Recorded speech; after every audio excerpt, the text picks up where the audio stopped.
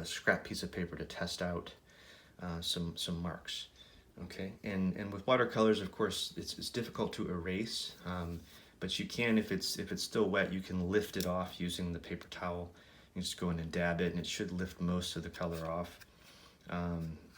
But with watercolor, it's difficult to erase some of the colors. They'll stain really easily, and so what you want to have is a very precise light pencil drawing on your paper of where you want things to go, and get all the proportions and everything correct first before you start adding the colors in. If you just start painting with watercolor and then it doesn't look right, it's very hard to change it afterwards. So definitely make a nice detailed underdrawing with light pencil work, and then that way, like this one's it's several leaves, so it's a leaf picture.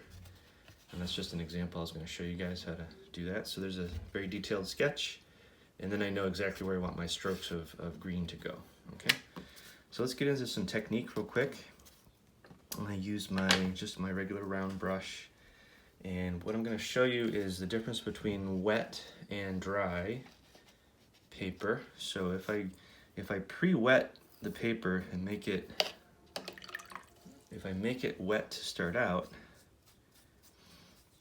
let that soak in a little bit, you're going to notice that when I go to add, I'm going to use a blue-green.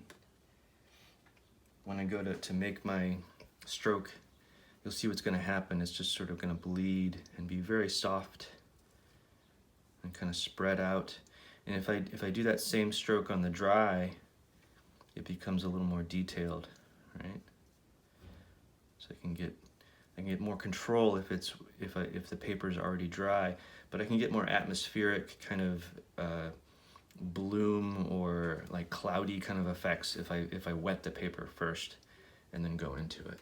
Okay, so hopefully you guys can see that. This creates a very soft edge. The wet area creates a soft edge, and then if I paint onto dry paper, I can get a very crisp, clean edge and a lot of control. Okay, whereas if it's already wet, it's just going to kind of expand and run. And so that's neat if you're trying to blend colors. Let's say I'm going to add some blended tones into it. You can see how the wet into wet just sort of blooms and blends.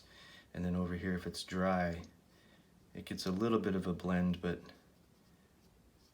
I can make more control with that. Okay, so this one's already been painted a purplish color, and I let that dry, and so now that gives me more control when I want to add a different color next to it. It's not gonna do like this one where it sort of bled into the already wet color.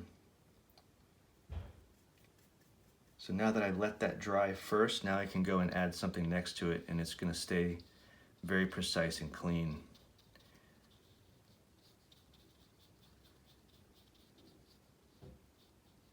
You see how that, if I went in and tried to fill in areas within that already wet color, it's just going to bleed everywhere. So I have to let it dry first if I want to put something next to it and make sure there's a nice even division, nice crisp division between the two colors. Okay. So always be cognizant of whether or not that area is wet or dry, and whether you want it to bleed and blend or whether you want it to remain separate. That's very important, okay? So it's a very useful trick, that wet into wet. So if I'm gonna have a shape here on pretend this is my final painting, and this is a shape that I wanna have one color on this side that goes from dark to light, and another color over here that goes from dark to light, and they kind of blend in the middle. So how would I do that?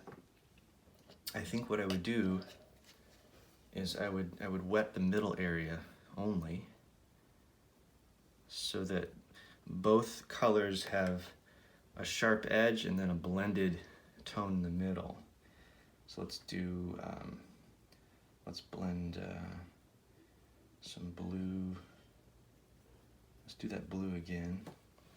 So I'm going to start that blue over here, and it's going to have a nice sharp edge. And as I bring it in, it's going to hit that wet area and sort of bloom and fade.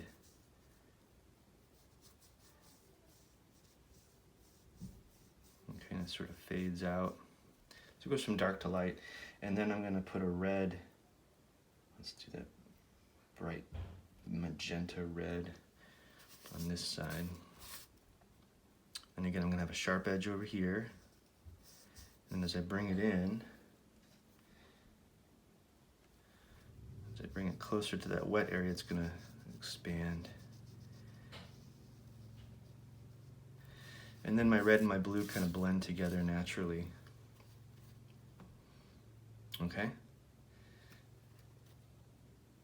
So sharp edge,